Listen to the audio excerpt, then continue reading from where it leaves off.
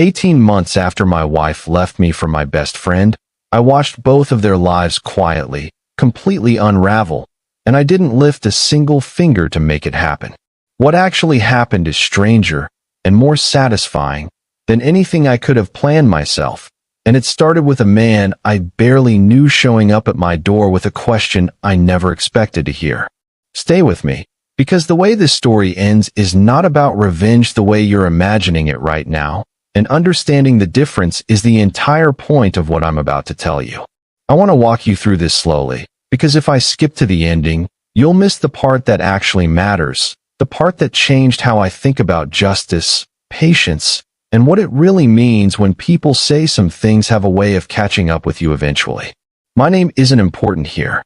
What matters is who I was before all of this happened, and who Marcus was, because Marcus is the second half of this story, the friend who became the reason my marriage ended. Marcus and I had known each other since we were 14 years old, the kind of friendship that survives decades because it was built before either of us had learned to perform anything for each other. We'd been through everything together. He was my best man at my wedding. I was his best man 3 years earlier at his own. He knew things about me that even my wife, Danielle, didn't know, and I believed, right up until the moment I discovered otherwise, that the reverse was equally true.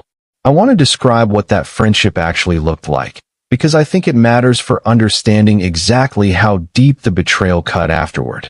Marcus had been there when my father died, sitting with me through an entire night in a hospital waiting room, saying almost nothing, simply refusing to leave. I had been there for him through a painful divorce from his first wife, years before he and Danielle ever crossed paths meaningfully, helping him move apartments, listening to him process anger and grief that had nowhere else to go. We had built businesses together in our 20s that failed spectacularly and laughed about it afterward, instead of letting the failure fracture anything between us. We had a shorthand, the kind that only develops after decades, entire conversations conducted in half sentences, and shared glances that anyone watching from outside would have struggled to fully follow. That history is exactly why, when Danielle and I started dating, introducing her to Marcus felt like the most natural thing in the world, an obvious, necessary step in building a life that included both the woman I loved and the friend who had already been present for every other major chapter of my adult life. I remember feeling genuinely grateful, in those early years, that the two most important relationships in my life got along so easily, that dinners together felt effortless, that Marcus seemed to genuinely adore her, treating her, I believed at the time, the way a brother treats a sister he's proud to have gained through marriage. Most people never realize how much trust operates on assumption rather than evidence, the same way I explained in stories I've told before, and I'm telling you again now because it's a lesson I apparently needed to learn more than once in my life. I assumed Marcus's constant presence in our lives, dinners together, holidays together, the easy comfort of a friendship that had lasted 20 years, meant exactly what it appeared to mean. I never once considered that comfort could become cover, that the very closeness I valued was quietly creating the conditions for something I never saw coming. Danielle and I had been married for 5 years when things started shifting, slowly, the way these things always seem to shift, in increments too small to register individually. Longer work trips. A new gym membership she seemed unusually invested in. Evenings where she said she was catching up with old college friends, friends I had never actually met despite 5 years of marriage. I noticed all of it, the way you notice things while actively choosing not to examine them too closely, because examining them meant confronting a possibility too painful to hold directly. Looking back now, I can identify small moments that should have registered more clearly than they did at the time. A dinner, maybe 18 months before I found out, where Marcus and Danielle had an inside joke I didn't understand, both of them laughing in a way that excluded me without either of them seeming to notice they'd done it. A weekend where Marcus, uncharacteristically, canceled plans with me at the last minute, plans we'd had for months, offering an explanation that felt slightly too detailed, The way explanations sometimes feel when someone is working harder than necessary to make them sound believable. I filed all of it away without examining it, the same way you file away background noise you've decided isn't worth interrupting your day to investigate. What would you do if you started noticing those small inconsistencies in your own marriage? Would you ask directly, risking an uncomfortable confrontation over something that might turn out to be nothing? Or would you do what I did, quietly gathering small pieces of unease and hoping, against mounting evidence, that they would eventually resolve into an innocent explanation? I chose hope. I chose it for months, actually, watching my marriage slowly hollow out from the inside, while telling myself stories that made the hollowing feel survivable. And through all of it, Marcus remained a constant, comforting presence, someone I would vent to about the growing distance in my marriage, never once imagining that the person I was confiding in was the exact source of the distance I was describing to him.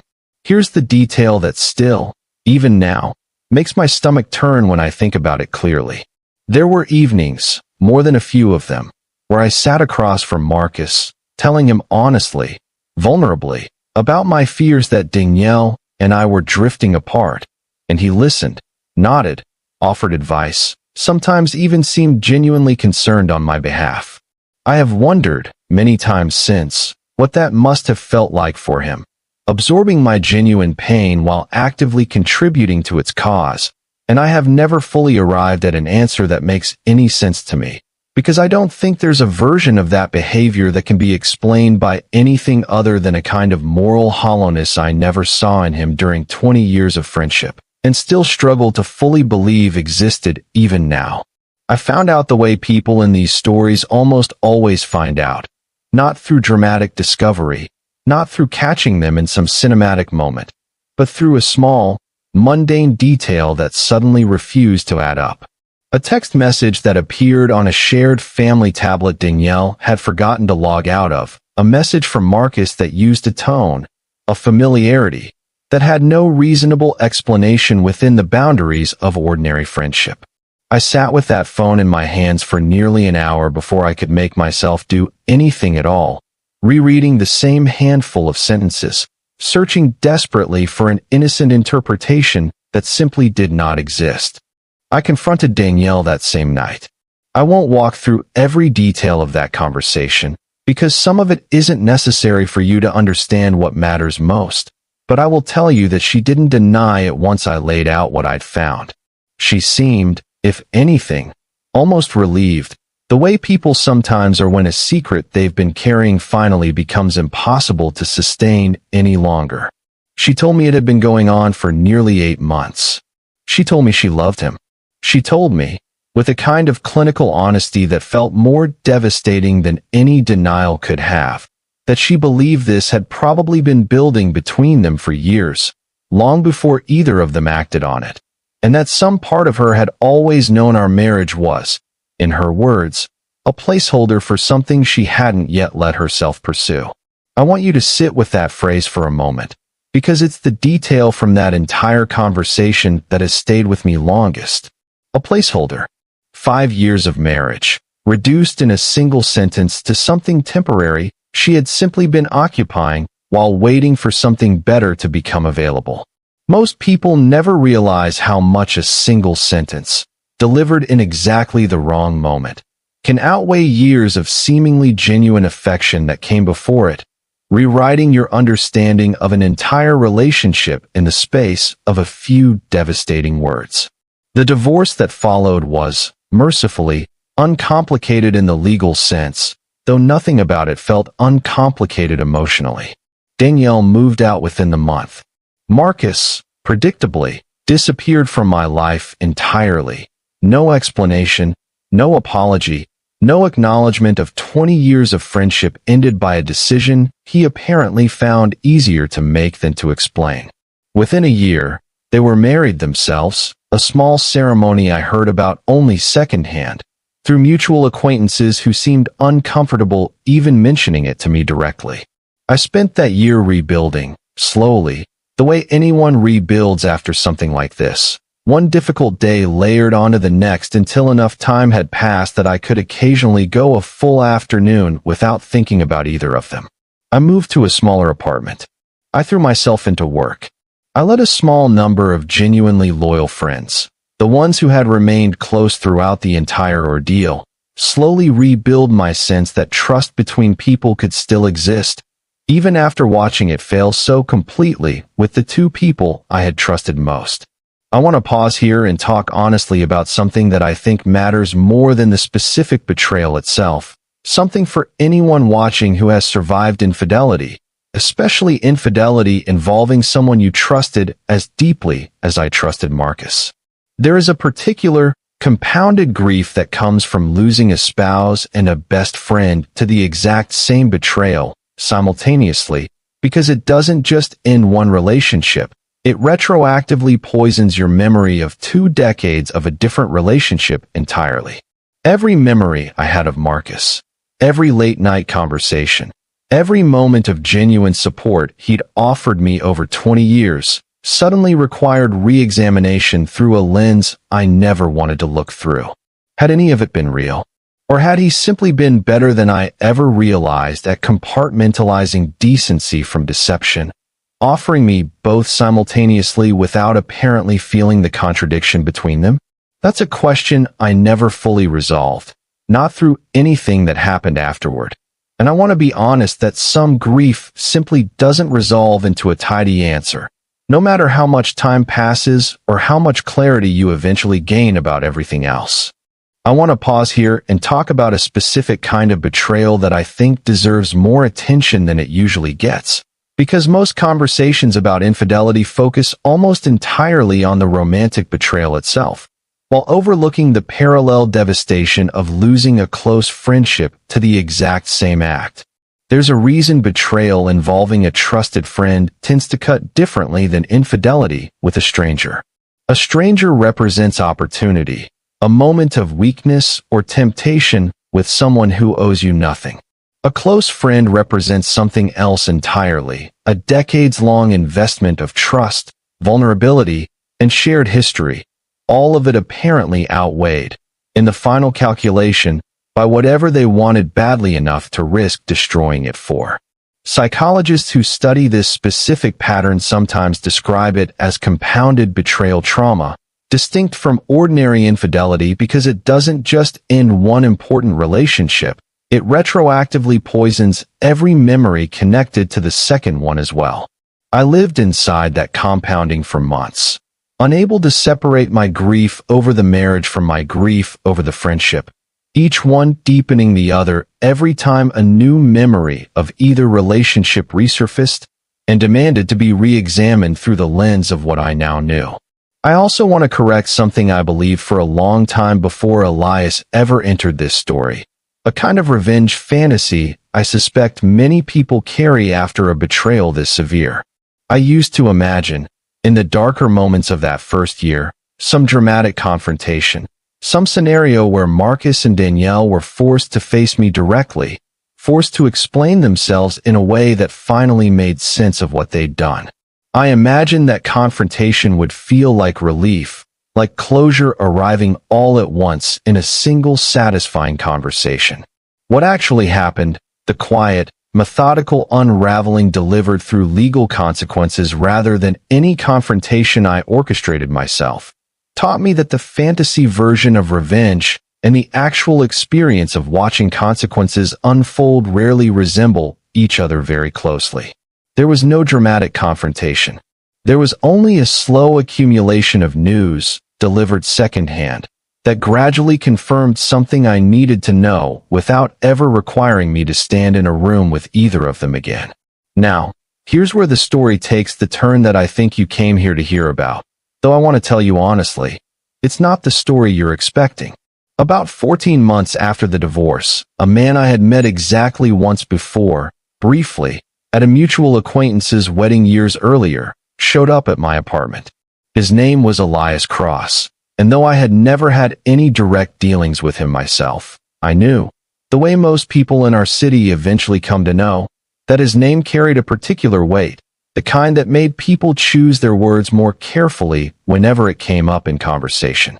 He ran a series of businesses whose legitimate fronts were widely understood to conceal something considerably less legitimate underneath, though nobody I knew had ever spoken about the details with any real specificity.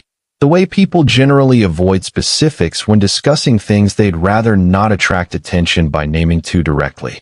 I asked him, once the initial shock of his presence at my door had passed, why he was there at all. What possible reason a man like him would have for seeking out someone as ordinary as me? I want to describe what he actually looked like standing in my doorway, because it didn't match anything I expected from the rumors that preceded his name. He was unremarkable in appearance, average height, gray beginning to overtake the dark hair at his temples, dressed in a plain wool coat that could have belonged to any businessman in the city. Nothing about his physical presence suggested the weight his name apparently carried in certain circles, and I remember thinking, even in that first disorienting moment, that the men most worth being cautious around are rarely the ones who look the part. His answer surprised me, the same way similar conversations have apparently surprised other people in situations like mine. He told me that Marcus, in the years since our friendship ended, had become involved in one of his business ventures, a real estate development deal that had required significant investment capital. Capital Elias had quietly provided through an intermediary, on terms that required absolute honesty about the numbers involved.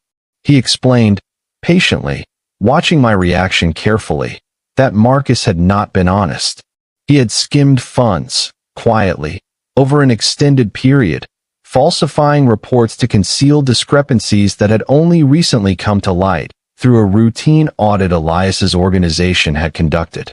He told me, in the same measured tone, that this kind of dishonesty, in his world, carried consequences considerably more severe than anything Marcus had likely anticipated when he made the decision to steal from people who don't forgive that particular mistake easily. I want to be honest about the complicated wave of feeling that moved through me hearing that information, because I think this story loses its value if I pretend my reaction was simple. Part of me, I won't deny it, felt something uncomfortably close to satisfaction, the ugly, human part of all of us that wants to see people who've hurt us face consequences, especially consequences that feel proportionate to the pain they caused. But another part of me, a larger part than I expected, felt something closer to unease, a wariness about what exactly this man was telling me and why, and what he might expect from me in response. I asked him directly why he was telling me any of this, what it had to do with me at all, given that I had no connection to his business dealings with Marcus whatsoever. His answer reframed the entire conversation. He told me he had, through the process of investigating Marcus's dishonesty, learned the full history between us, the friendship, the betrayal, the marriage that had followed. He said he wasn't there to ask anything of me, or to involve me in whatever consequences Marcus was about to face for stealing from him. He said he had come, specifically and only, to offer me something he called closure, a chance to understand clearly that the universe, in his experience, has a persistent, if occasionally delayed, habit of returning to people exactly what they've put out into it, and that he thought I deserved to witness that return happening, rather than remaining permanently unaware of it, carrying an unresolved sense that Marcus and Danielle had simply gotten away with everything, building a happy life on the wreckage of the one they'd destroyed. But here's where it gets interesting, because what Elias actually did over the following months was not the violent, dramatic revenge that stories like this often promise. It was something quieter and, honestly, more thorough. He didn't need violence. He needed accuracy, patience, and the simple, methodical application of consequences that Marcus's own choices had already earned him. Before I continue toward the end of this story, I want to speak directly to anyone watching who has survived betrayal involving both a partner and a close friend simultaneously, because I think there are practical lessons here that matter beyond the specific, unusual resolution my own story happened to receive. If you're currently rebuilding your capacity to trust people after something like this, I want to gently push back against an instinct I see often, and one I struggled with myself for longer than I'd like to admit. The instinct to withdraw entirely, to decide that closeness itself was the mistake, that keeping people at a permanent, guarded distance is the only way to avoid this particular kind of devastation happening again. I understand that instinct completely, but I've come to believe it punishes the wrong target. The problem was never closeness itself. Closeness with Marcus, closeness with Danielle, gave both of them the specific access required to hurt me as deeply as they did. But that same closeness, extended to the handful of friends who remained genuinely loyal throughout the entire ordeal, became the exact thing that helped me survive it. The lesson isn't to trust less. It's to pay closer attention to the evidence people actually give you over time, rather than assuming loyalty is guaranteed simply because a relationship has lasted a long time. If you're navigating the specific confusion of losing a friendship and a marriage to the same betrayal, I want you to know that grieving both simultaneously, rather than being able to fully process one before addressing the other, is genuinely harder than either loss would be individually. Give yourself permission to grieve them as separate things, even while they're tangled together in your memory. I found it useful, eventually, to write 2 separate lists, one of everything I missed and mourned about my marriage, and one of everything I missed and mourned about the friendship, treating them as distinct losses rather than a single undifferentiated wound. That separation, small as it sounds, helped me understand more clearly what I actually needed to heal from each one. And if you're waiting, the way I once waited, for some external confirmation that the people who hurt you will eventually face consequences, I want to offer the same caution I mentioned earlier, stated a little differently here. That confirmation, if it comes at all, is a bonus, not a requirement for your own healing. Build the healing first, independent of whatever happens to them. If consequences arrive later, as they eventually did in my case, let them serve as confirmation of a peace you'd already found, rather than the source of that peace itself. Peace that depends entirely on someone else's downfall is fragile, conditional, vulnerable to being undone the moment their life looks, from the outside, happier than you think it should. Now let me finish telling you what actually happened to Marcus and Danielle, because there's more to the ending than the initial charges alone. Marcus was formally charged with embezzlement within 2 months, based on evidence Elias's organization had compiled through entirely legitimate channels, forensic accounting records handed directly to law enforcement rather than resolved through the kind of informal, dangerous justice his reputation might have led me to expect. The business Marcus had built his new life around collapsed entirely under the weight of that investigation, along with a significant portion of the financial stability he and Danielle had constructed together in the 1.5 years since their marriage. I asked Elias, during one of the handful of subsequent conversations we ended up having, why he had chosen this particular path, the legal, methodical route, rather than something more consistent with the reputation that preceded him. His answer taught me something important, something I think applies far beyond this specific story. He said that real power, the kind that lasts, rarely needs to announce itself through violence. He said violence was, in his experience, usually a tool used by people who lacked patience, or resources, or genuine confidence in their own position, a blunt instrument reached for when more precise tools weren't available or weren't understood well enough to use effectively.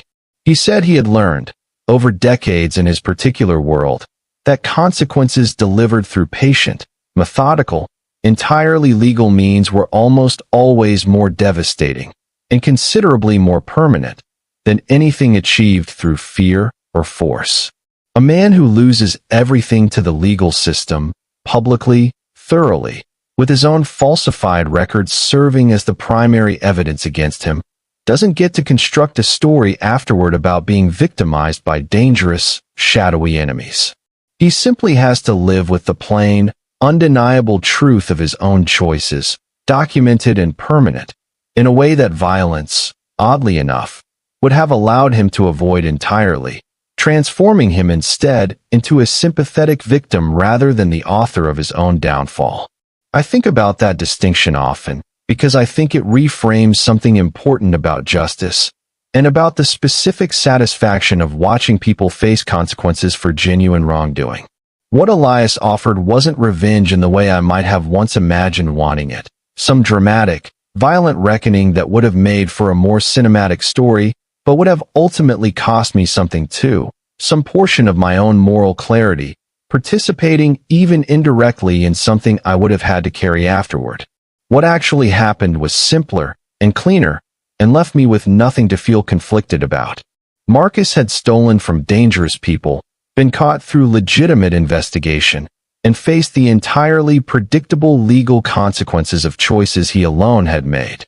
I hadn't orchestrated any of it. I had simply been given the chance to witness it. I think about that distinction often because I think it reframes something important about justice and about the specific satisfaction of watching people face consequences for genuine wrongdoing. What Elias offered wasn't revenge in the way I might have once imagined wanting it, some dramatic, violent reckoning that would have made for a more cinematic story, but would have ultimately cost me something too, some portion of my own moral clarity, participating even indirectly in something I would have had to carry afterward. What actually happened was simpler and cleaner, and left me with nothing to feel conflicted about. Marcus had stolen from dangerous people, been caught through legitimate investigation, and faced the entirely predictable legal consequences of choices he alone had made. I hadn't orchestrated any of it. I had simply been given the chance to witness it. I asked Elias, during one of the handful of subsequent conversations we ended up having, whether he had considered simply handling Marcus's theft the way his reputation might have suggested, quietly, privately, without any involvement from law enforcement at all. He told me he had considered it, briefly, in the earliest days of the investigation, before deciding against it for reasons that had less to do with mercy and more to do with practicality. He said informal consequences, the kind his world was rumored to specialize in, tended to create loose ends, unanswered questions, opportunities for retaliation or further complication down the line. Legal consequences, delivered through a system with its own momentum and its own permanence, required no ongoing management from him afterward. Once the evidence was in the hands of investigators who had no connection to him whatsoever, the outcome proceeded entirely on its own, insulated completely from anything that could later be traced back to his own organization.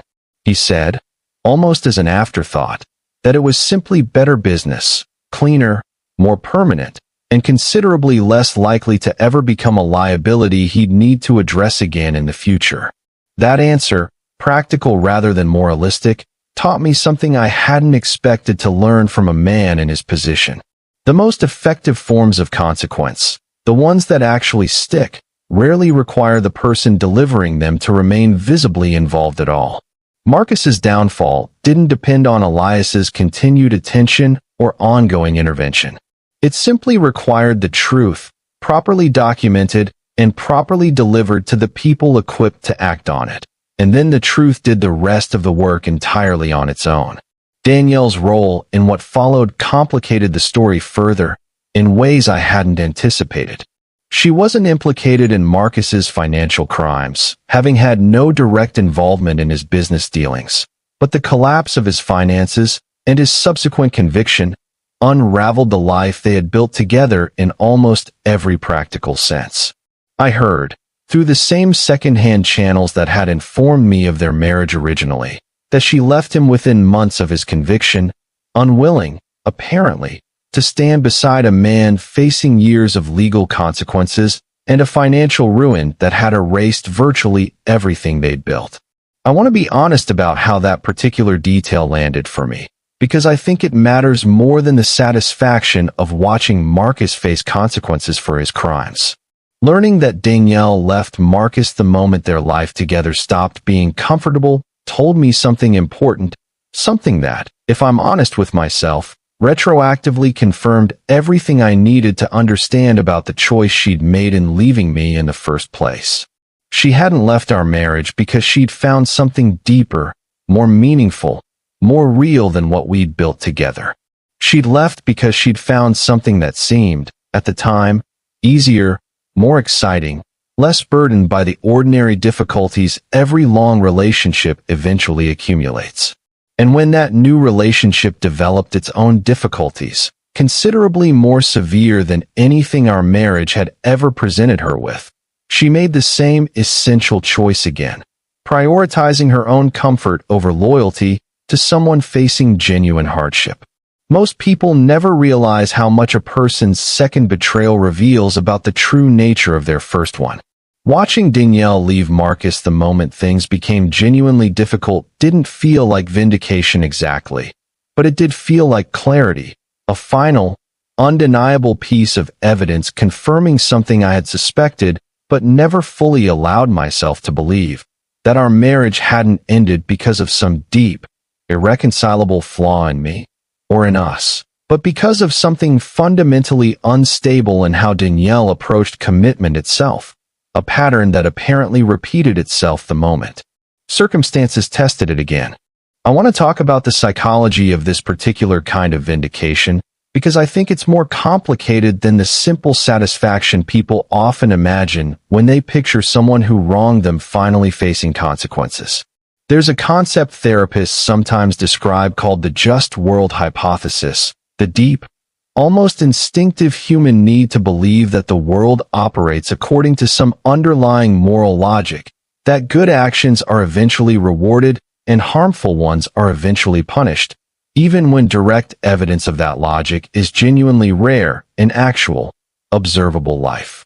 I had spent over a year quietly needing that hypothesis to be true, needing to believe, even without evidence, that Marcus and Danielle wouldn't simply build a permanently happy life on the foundation of my devastation.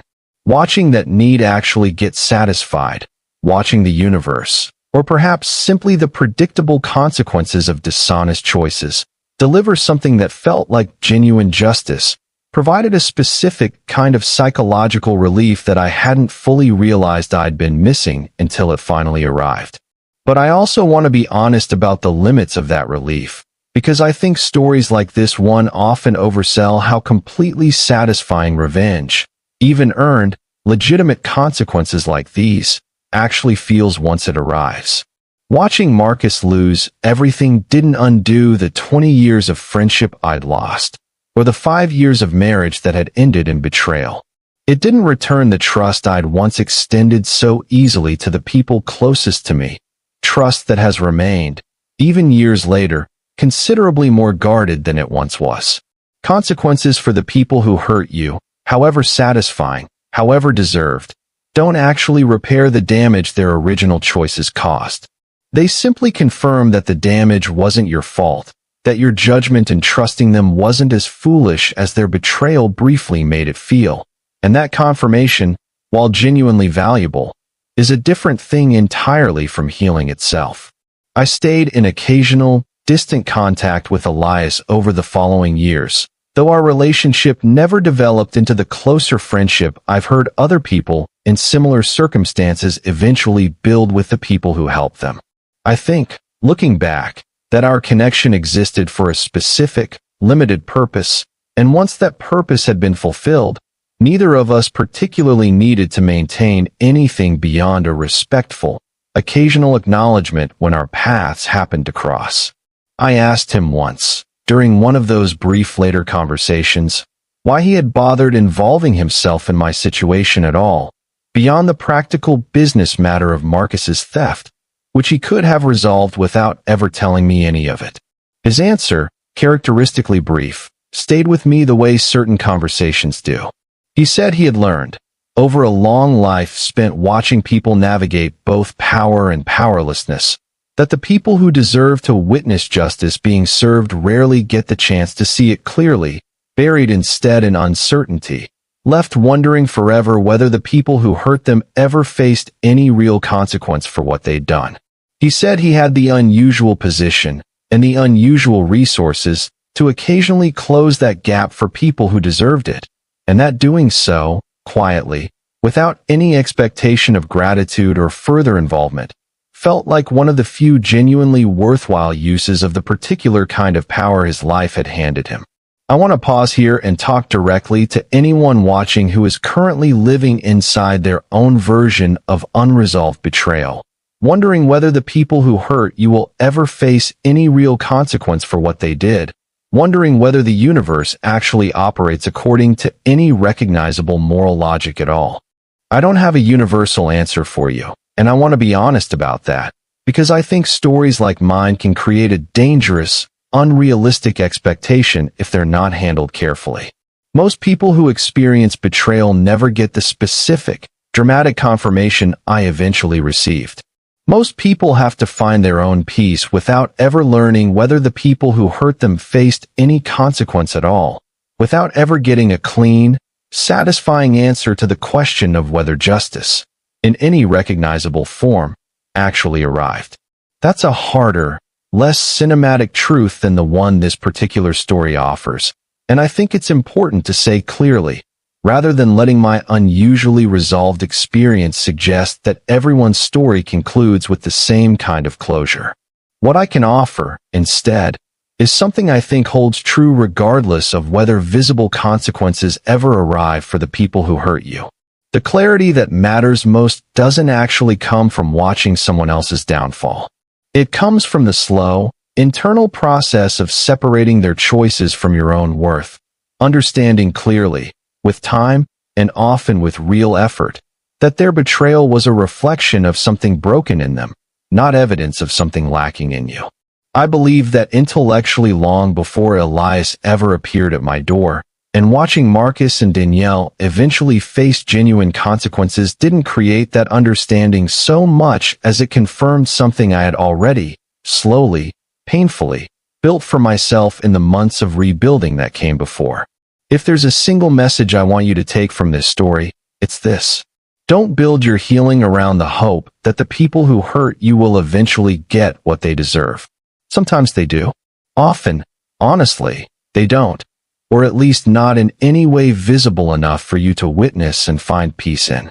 Build your healing instead around the things you can actually control, the trust you slowly rebuild with people who've proven themselves worthy of it, the clarity you develop about your own judgment and your own worth, independent of whatever consequences the universe does or doesn't eventually deliver to the people who wronged you. That foundation will hold regardless of how their story ends. Mine happened to end with a kind of justice I never expected and never orchestrated myself. Yours might not, and I want you to know, clearly, that your healing doesn't actually depend on it. If you've made it this far, I want to ask you something, because I think it matters more than the specific dramatic details of what happened to Marcus and Danielle. Have you ever needed to make peace with betrayal without ever getting the satisfaction of watching the people responsible face any visible consequence at all? And if you have, I want you to know that peace built without that satisfaction is not lesser, not incomplete, not somehow less valid than mine. It's often, honestly, the harder and more impressive kind of healing to achieve. If this story reached you, if any part of it echoed something in your own experience with betrayal, whether or not your own story ever arrived at anything resembling closure, leave a comment and share what happened in your own life. I read every single one, and I think there's real value in recognizing how many different shapes this particular kind of pain and this particular kind of healing actually takes. And if stories like this one, stories about betrayal, patience, unexpected justice, and the complicated, difficult process of rebuilding trust after everything falls apart, means something to you, make sure you're subscribed, because there are more of these stories waiting to be told. Like this video if it reached you the way I hoped it would, and share it with someone who might need tonight's reminder that the people who hurt us don't always face visible consequences, but our worth and our capacity to rebuild something real afterward was never actually dependent on whether they did. Thank you for staying with me until the very end. I'll see you in the next one.